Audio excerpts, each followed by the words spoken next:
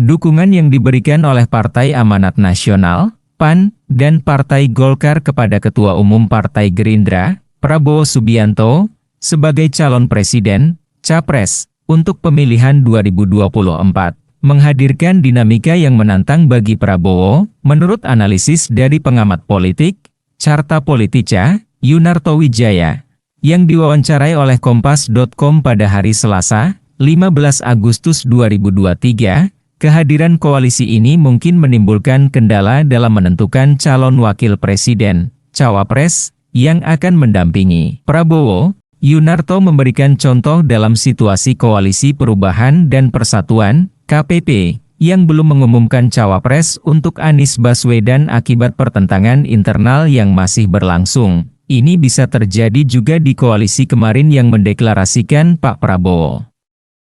Karena pada konteks penentuan nama cawapres itu konflik of interest masing-masing partai bisa terjadi, katanya. Hal itu, kata dia, mungkin saja bisa terjadi karena Partai Kebangkitan Bangsa, PKB, yang lebih dulu mendukung Prabowo, masih memegang perjanjian yang lama dengan Gerindra, yaitu penentu cawapres. PKB misalnya masih berpegang pada Piagam Sentul, yang menempatkan Cak Imin sebagai penentu.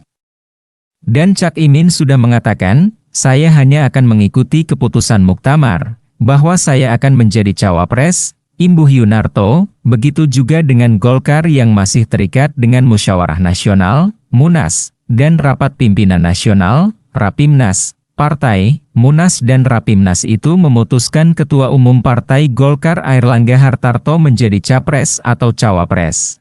Atau PAN, juga, misalnya yang katakanlah sudah menyebutkan statement Erick Thohir sebagai cawapres, ujarnya. Jadi pada titik itu sebenarnya kita masih melihat koalisi ini masih bisa berubah, apalagi waktunya masih 3,5 bulan lagi dari sekarang untuk menuju batas akhir pendaftaran, capres dan cawapres, ujar dia.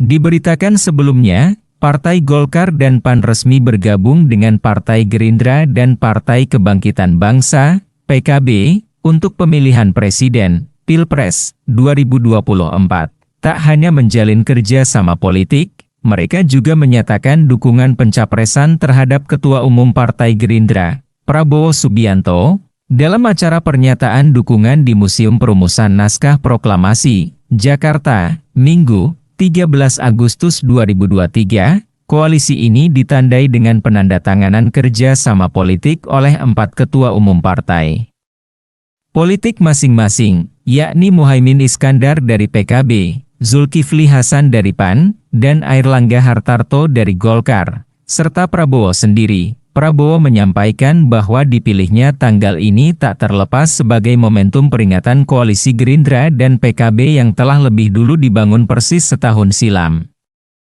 Pada tanggal yang baik ini, 13 Agustus 2023, persis 1 tahun tanda tangan kerja sama politik Gerindra dan PKB. Dan 1 tahun kemudian kerja sama politik ini diperkuat 2 partai bersejarah, partai yang besar, kata Prabowo.